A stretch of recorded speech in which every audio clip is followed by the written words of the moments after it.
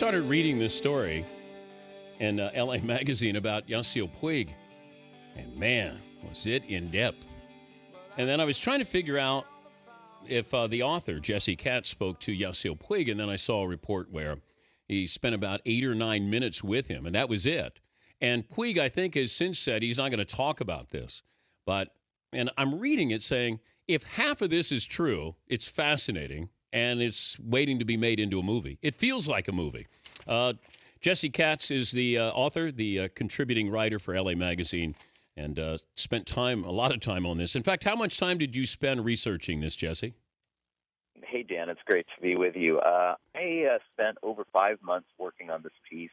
It's about 8,000 words long, and it's kind of extraordinary that LA Magazine sent me on this journey that's kind of the opposite of the journey Yasiel took to the Dodgers.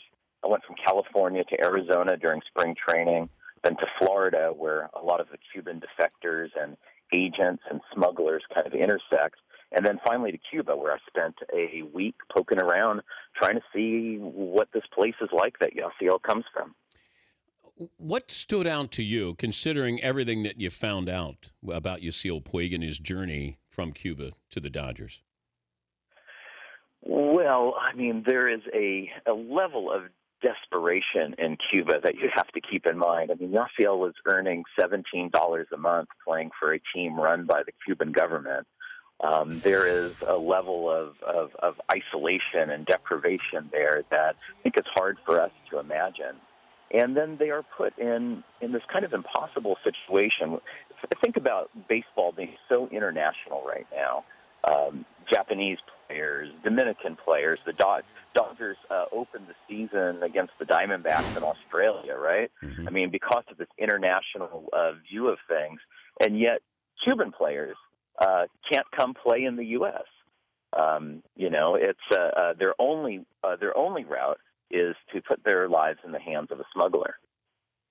Okay, so how does he put his life? He had to put his future earnings on the line. Is that right? There's a finder's fee, or there's some kind of vig here with him with what he makes?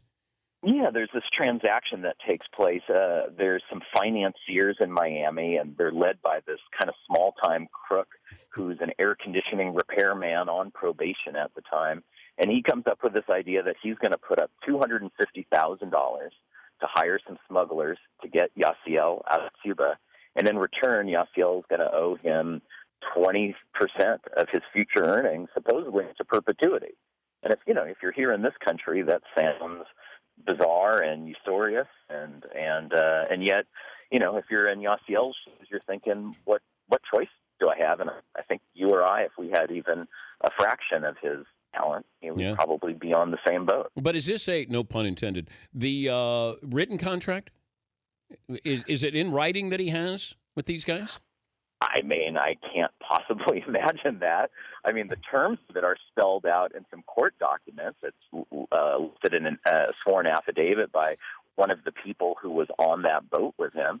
But this is all under the table, underworld kind of stuff, as best as I can imagine. And look, this deal is what also put Yasiel in extreme danger. The smugglers extracted him from Cuba. They did their job and delivered him to this motel on Isla Mujeres and off the coast of Cancun, and they're waiting to get their $250,000. They want to get paid for their work, and for whatever reason, that money was not forthcoming, and Yasiel was essentially held captive out there for 20 some odd days as they negotiated the price of his freedom. Are these characters still around, Puig? Well, it's a little hard to say. After he signed his contract and joined the Dodgers, they were still trying to collect some money from him.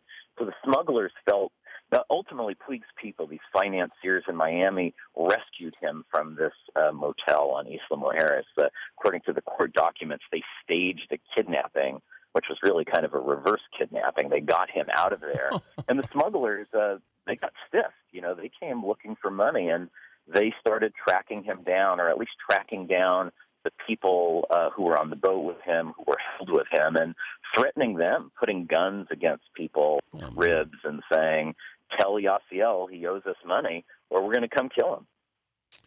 We're talking to Jesse Katz, the LA Magazine contributing writer, spent 5 months on the Yasiel Puig story. It's the cover story, LA Magazine. Okay. Early May, Dodgers go to Miami. How concerned should the Dodgers and Yasiel Puig be going to Miami? Oh, I don't know. I mean, people from Miami can get on a plane and get to Florida, get to LA at Dodger Stadium if they need to. I don't really think that's so much of an issue. But look, I think there are people in Miami who certainly understand what Yasiel has been through. I mean, he's got a lot of support there, and comrades who have gone on similar journeys, and I think any sense of immediate threat to him is probably exaggerated, as best as I know. He is skilled in the art of survival. If you are from Cuba, it's a beautiful country, lovely people, and yet almost impossible circumstances. And everyone has got some kind of a hustle to try to survive. And Yasiel survived the system in Cuba. He survived this perilous journey across the Caribbean, got himself out of captivity, and look, he's making $42 million over the next 7 years, and has managed to do what he loves, which is really to play baseball. What did Puig say when you spoke to him?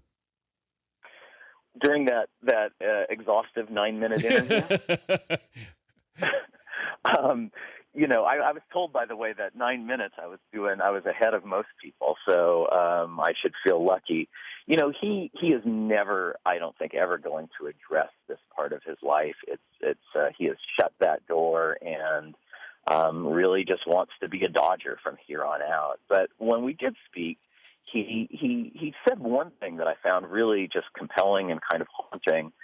Because if you follow him on Twitter or Instagram, you'll notice that he posts stuff really late at night or into the early morning, and he's not getting to bed even on game nights. And I asked him about that, and he gives me this saying in Cuban.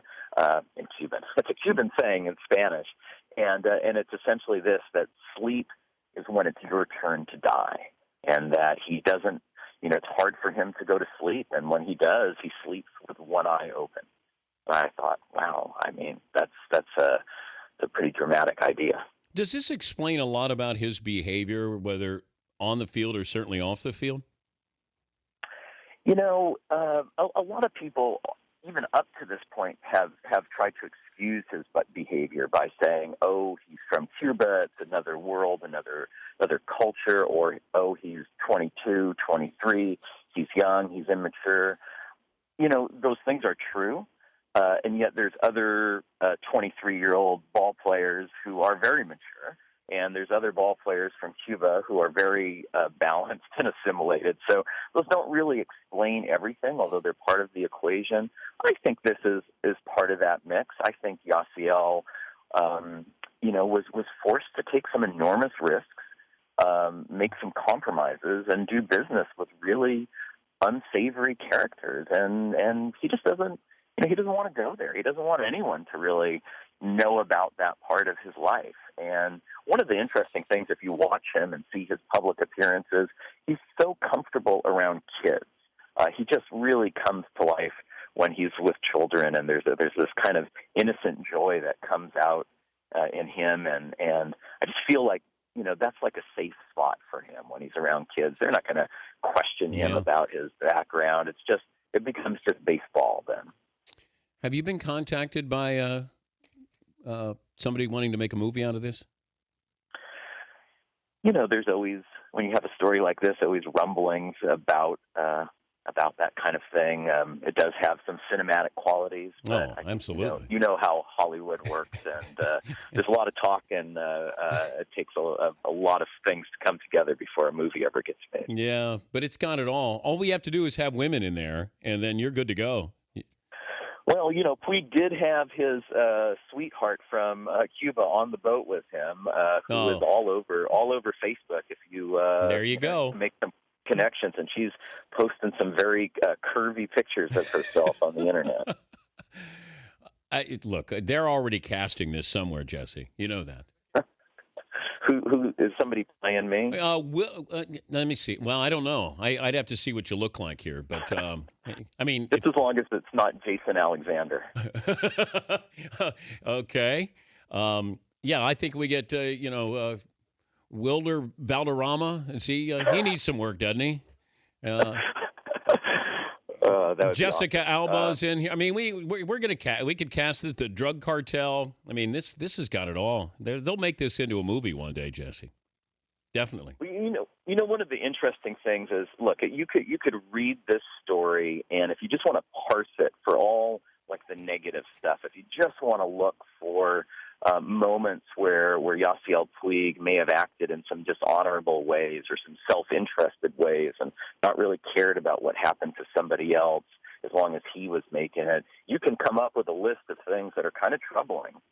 But I think most people have read this, and I found this kind of a pleasant surprise, is they've actually had a very empathetic reaction and said, oh, we understand this guy a little bit better. We appreciate now what he's been through. And I love that. Even though he only spoke to me for 9 minutes, people are reading the story and saying, I kind of see this guy more as a three-dimensional human being. That's cool.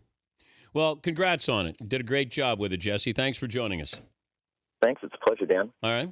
That's Jesse Katz, Los Angeles Magazine contributing writer.